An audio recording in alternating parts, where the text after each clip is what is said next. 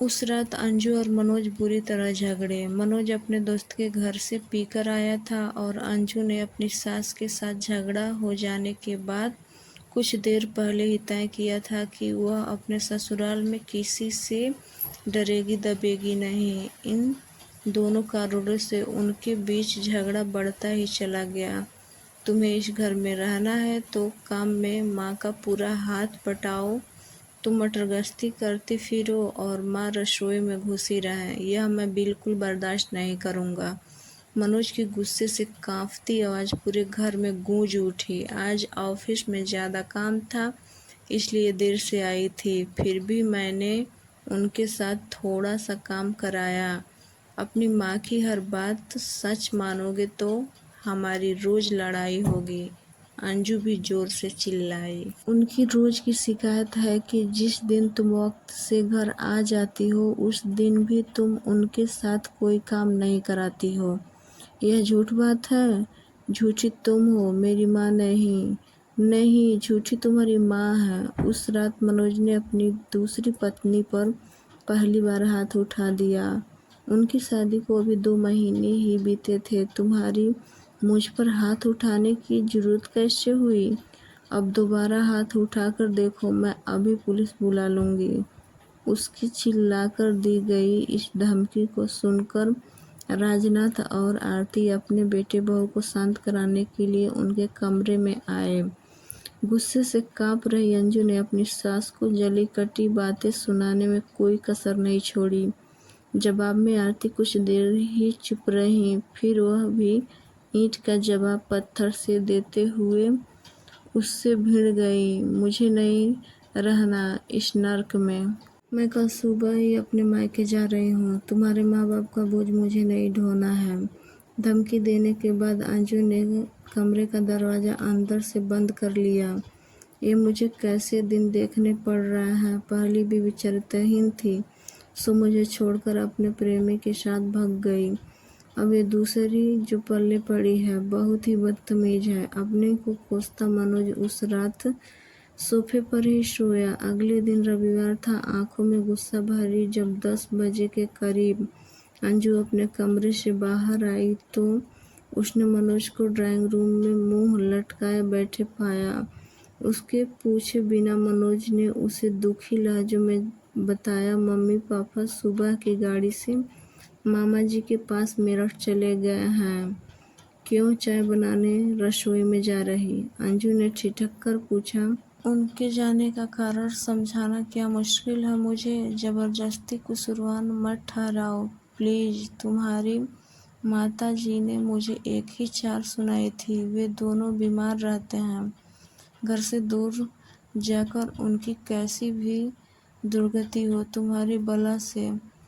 जब आज मैं ही घर छोड़कर जाने वाली थी तो तुमने उन्हें रोका क्यों नहीं? मैंने बहुत कोशिश करी पर पापा नहीं माने। वे कब तक लौटेंगे कुछ बताकर नहीं गए हैं। मनोज ने थके हारे अंदाज में अपना चेहरा हथेलियों से रगड़ता तो अंजू भी कुछ उदास सी हो गई।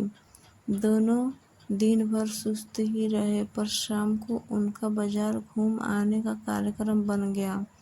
पहले उन्होंने कुछ खरीदारी करी और फिर खाना भी बाहर ही खाया। उस रात अंजू को जी भर के प्यार करते हुए मनोज को एक बार भी अपने माता पिता का ध्यान नहीं आया। अगले 2-3 दिन के बीच झगड़ा नहीं हुआ। फिर एक दिन ऑफिस से अंजू देर से लौटी तो मनोज उससे उछल पड़ा। दोनों के बीच काफ़ी तू मैं हुई पर फिर जल्द ही सुलह भी हो गई। तब दोनों के मन में यह विचार एक साथ उभरा कि अगर आरती घर में मौजूद होती तो यकीनन झगड़ा लंबा खींचता।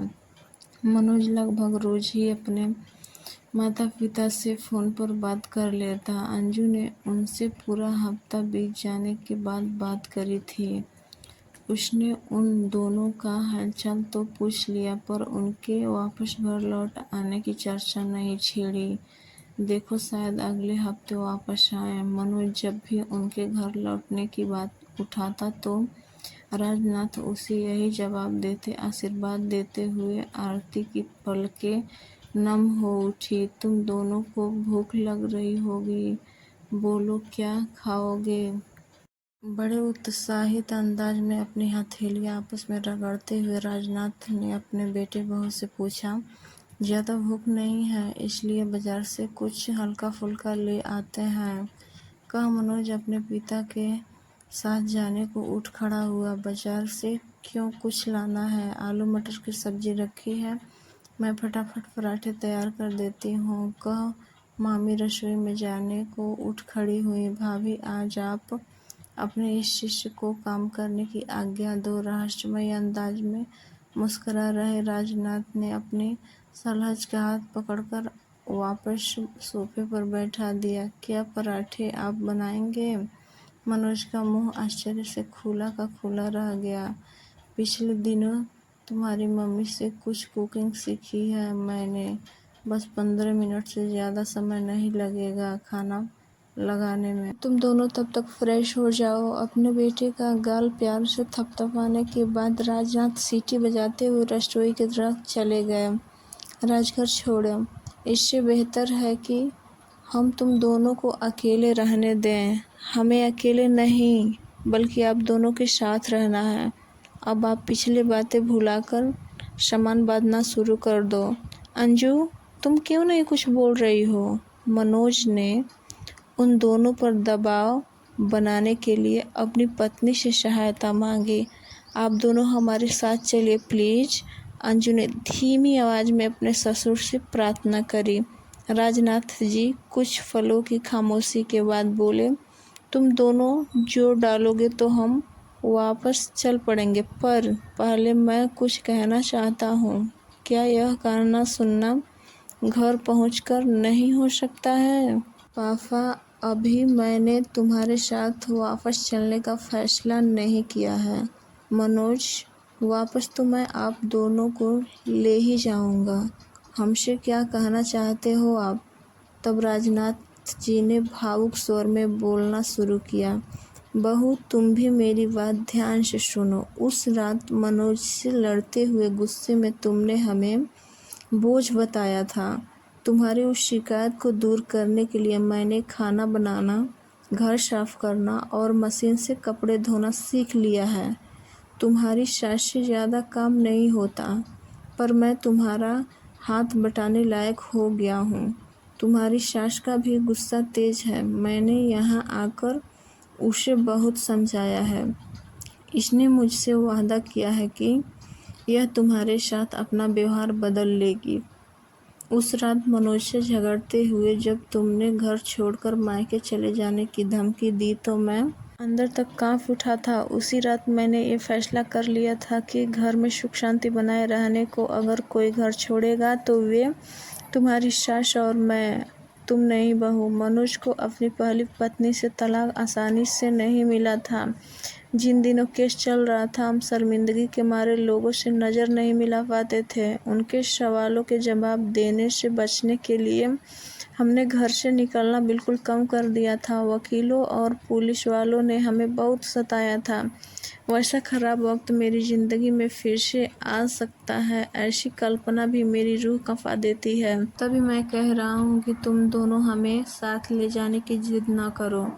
अगर तुम दोनों के बीच कभी अलगाव हुआ और मुझे वैसी शर्मिंदगी का बोझ एक बार फिर से ढोना पड़ा तो मैं जीते जी मर जाऊंगा। पापा, आप अपने आंसू पोंछ लो प्लीज़। मैं वादा करती हूँ कि घर छोड़कर जाने की बात मेरे मुंह से कभी नहीं निकलेगी। अपने ससुर के मन की पीड़ा को दूर करने के लिए अंजू ने भरे गले से तुरंत उन्हें विश्वास दिलाया और मैंने आज से शराब छोड़ दी। मनोज के इस फैसले को सुन राजनाथ जी ने भाव विभोर होकर उन्हें गले से लगा लिया।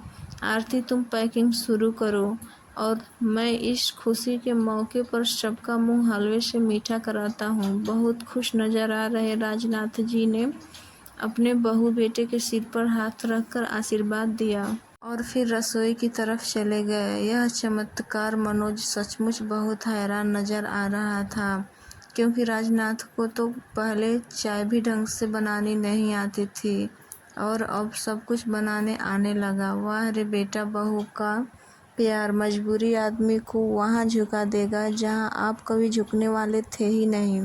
मेरे चैनल पर बहुत ही अच्छी अच्छी कहानियाँ आती हैं, प्लीज़ एक बार ज़रूर देखें और कहानी अच्छा लगे तो एक लाइक ज़रूर दें। अपने लोगों में भी शेयर करें, आप लोगों से हाथ जोड़ के विनती है।